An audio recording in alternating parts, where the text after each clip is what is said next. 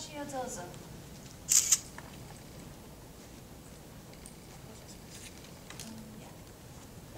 お先に頂戴いたします。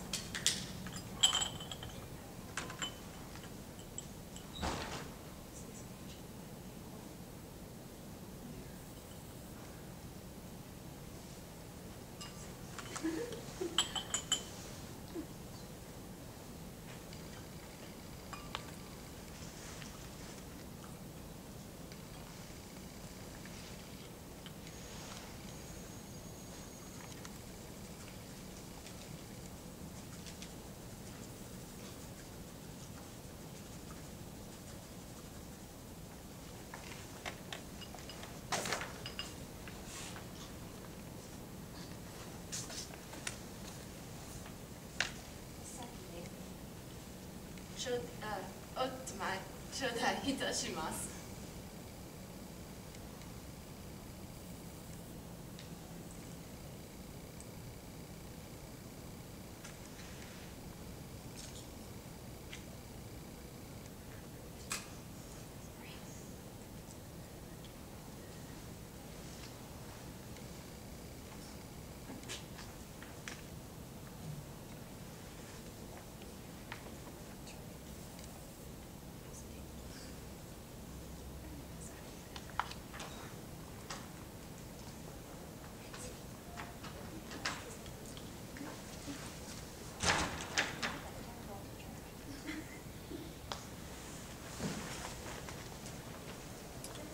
Next time. Questions in a few minutes.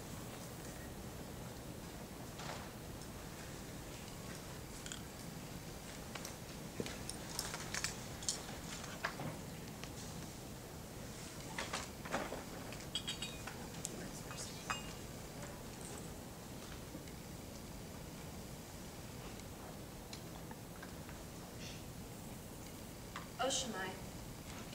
Kudasai. おしまいいたします。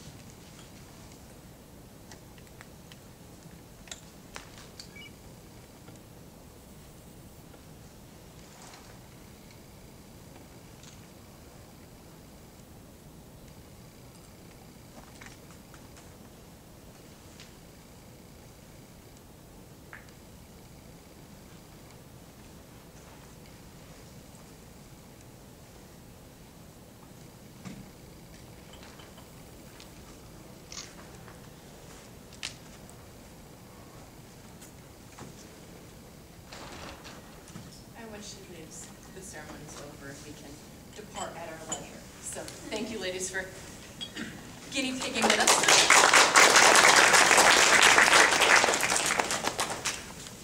And we will get to your question, so don't forget it. I will call on you first. So as I said, that was the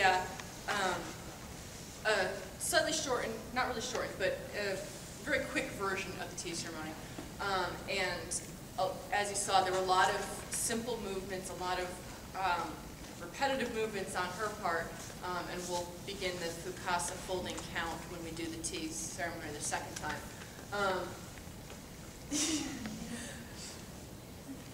Except she's going to enjoy her plushie first. So what we're going to do... twin. You have your twin? Yeah. So what we're going to do is Lee's going to explain a little bit about the tea ceremony and its history, and at this point interrupt with any questions about history and about tea in general, and then specific questions about the tea ceremony you can jump on when we start going through it again. Okay? Cool. So take it away. All right. Tea was introduced to Japan from China.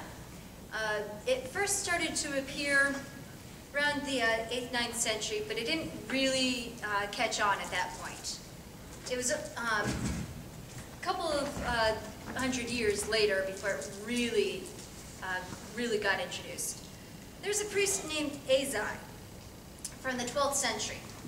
And he was one of those who didn't quite like how the Buddhism in Japan was going on, so he decided he was going to go to Japan and China and learn from the Chinese, where Buddhism was, from, as far as Japan was concerned at that time. So he went over and he found tea. He found a fun new type of Buddhism that came back to Japan and developed a type of Buddhism called Zen Buddhism.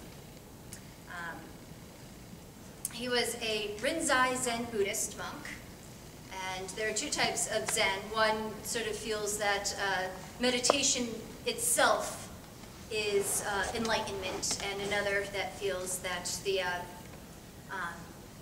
if you meditate, you will suddenly have a sudden realization, and that will lead to enlightenment. And that sudden realization is oftentimes found through studying and meditating upon koan, the what is the sound of one hand clapping type. Clap. Exactly. The other hand makes the app. See, you're already enlightened. So he started, he brought tea over. Now first tea was drunk primarily by monks at that point. They drank it for its medicine qualities, because tea is good for you. They also drank it because it has a bit of caffeine. It helped keep them awake while they were meditating. Important thing to do. If you're meditating 8 hours a day, you need the caffeine. So for the first little while, it was drunk mostly by monks. But the thing is, much of the Buddhist priesthood, particularly those in the upper levels, were noblemen. And Younger sons and stuff like that. oftentimes younger sons. If you're not going to be inheriting, off to the priesthood you go. So there's a very strong connection between the priests, the Buddhist community, and the nobility. So if the priests and the monks and all that are drinking tea, well, very soon the nobles start to. Now the thing about nobles is that they like to have their little parties. Think the French right before the Revolution. Not quite that. Extravagant parties. Not quite like that, but they do like their parties. They would do... Okay, different kind of party. Different kind of party. They would like to do things such as, sit and blow a cherry tree in full bloom and, have poetry composing parties. They would like to do things like, drinking parties. Well, they also started doing tea tasting parties where they would try to identify where that type of tea had been grown. And that was kind of their entertainment. Yes. Well, a little bit later, we get into the 15th century, and we get this guy, Shuko. Now, Shuko's interesting. See, he was a priest in the Nara schools of Buddhism. Now, Nara was kind of an old Japanese capital. It had Buddhist temples all around. It was kind of the big spot for a type of Buddhism that was really big on sort of scholarship. And it was kind of sort of the old school big name for Buddhism. So he used to go and be a priest there. Except he didn't quite cut it there and got kind of kicked